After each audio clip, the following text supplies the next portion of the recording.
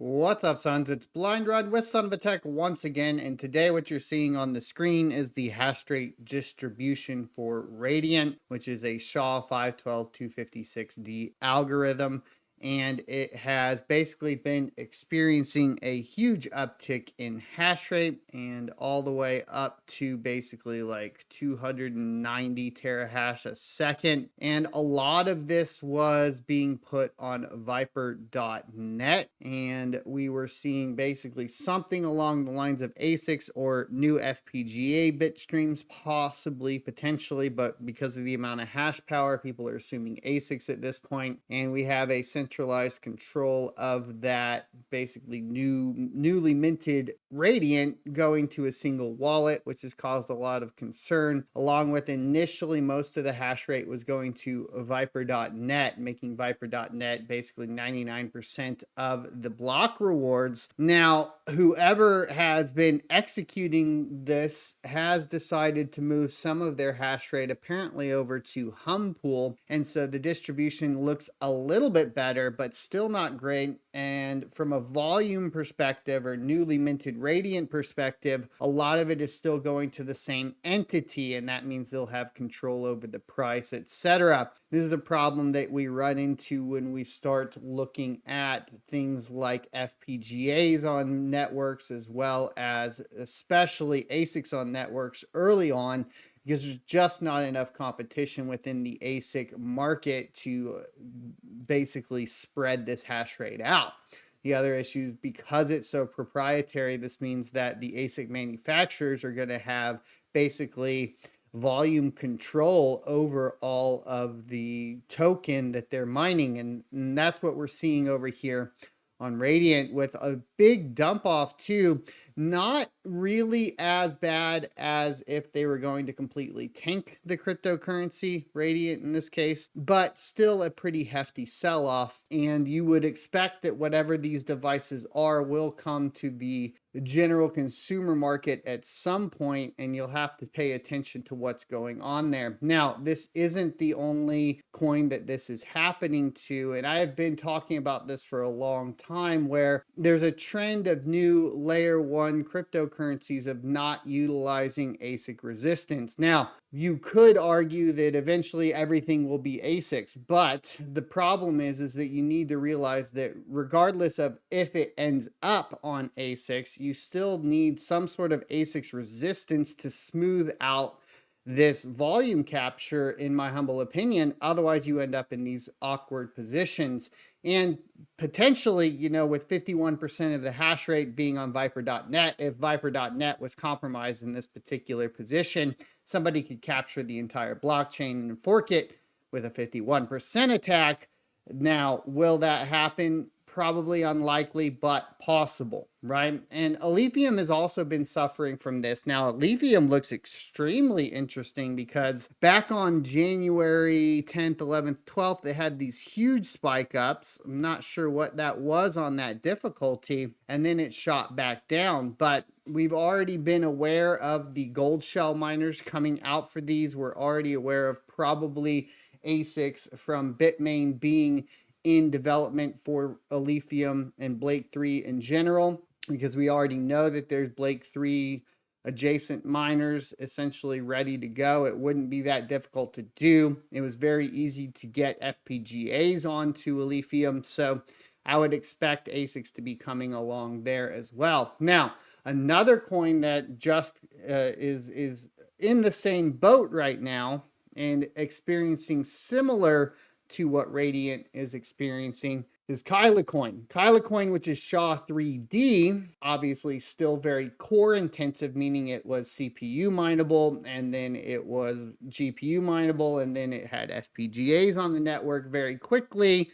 And now it appears that there is some sort of party or entity that is mining with some sort of ASIC technology on this network as well. You can see this sharp tick up in difficulty, and it is having an effect on price as well, because these entities don't appear to necessarily be behind a specific project and want to push that project forward. It's more like these entities want to capitalize off of the profitability from having overpowered hardware on a network. And that's really where a lot of these smaller coins could run into some issues with big sell-offs. The other thing here that's interesting is that you'll notice that Viper.net once again is the pool of choice. Now, a lot of that could be said for Viper.net being one of the best mining pools from a technical perspective currently out, one of the most reliable ones. We're not going to put this on Viper.net, obviously, because that would be a miss. We don't have the whole story there, but it would be a miss if we didn't point out that it is a majority centralized within that one pool. Now, Viper.net has 99.7% of the known hash rate on Kleecoin, and this is a lot more dangerous for Kleecoin too right now, because Kleecoin is not quite in the same position as Radiant or Alium, I think, from an adoption perspective. So Kleecoin is making some changes. In a recent Twitter post, they said, in light of a recent challenges stemming from centralized mining dominance and significant coin dumps, we're excited to announce a groundbreaking development, the inception of our proprietary CPU exclusive mining algorithm. This revolutionary approach marks a pivotal shift in the landscape of cryptocurrency mining, empowering individual miners and decentralizing the process like never before. By harnessing the power of CPU mining, we're leveling the playing field, ensuring fair distribution of rewards and reducing the risk of market manipulation. This move isn't just about innovation, it's about redefining the very essence of decentralization, inspiring a new era of community-driven participation and trust in the blockchain ecosystem. And then they say, join us as we pave the way. Now, there isn't a ton of information on exactly what this algorithm will be, to be a CPU mineable only and preventing both GPUs as well as ASICs and FPGAs from mining on the market. But it would also be an important note that it has been FPGA mineable for quite some time. So depending on how the reward system works, the block reward system, and what the emissions rate are and the halving schedule and all of that, you could still end up with a big bulk of the volume being pushed over to what the FPGAs and ASICs have already garnered out of the network, and that can be obviously a problem from the very get-go. That doesn't mean that you don't move forward, though. So it's good to see Kleecoin here moving forward and going for some ASIC resistance. I would have preferred GPUs just because I'm a GPU guy, and I like CPU mining, except for the fact that you just have a bunch of bot networks, meaning that, like, if you aren't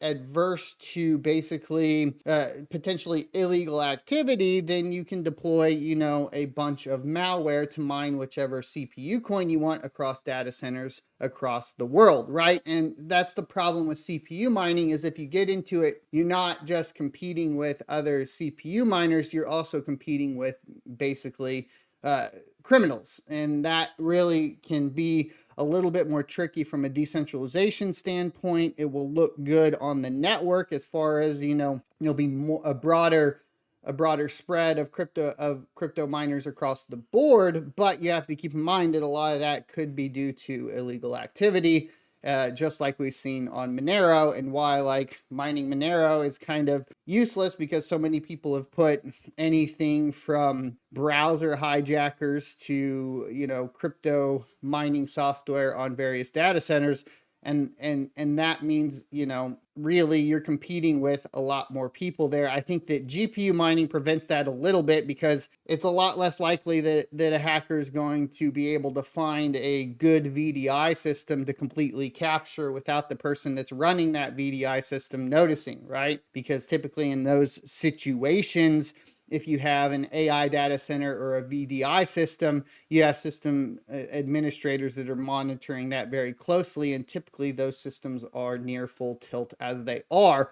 Whereas a CPU server, it's just running some VMs, not quite at that level. And it's a lot more difficult to get through down to passing the GPU workload in those scenarios as well to an outside application. So this is why I still lean towards GPU mining over CPU mining, but that's not to discredit, what Kleecoin's doing here is the proper step forward. These are just my thoughts on it. overall. Now, let me know what you think. Are you, going to mine Kleecoin with your CPUs? You think this is the right move for them? Are you worried about, a lot of the volume already being in the hands of the wrong people? Will this cause a further dump off? That could be a question too, as these people have a lot of money tied up into the mining hardware that they're deploying to these networks. In the case that these networks decide to kick them off the network, essentially, which is what they're doing, they have no reason to hold that cryptocurrency anymore. So do they crash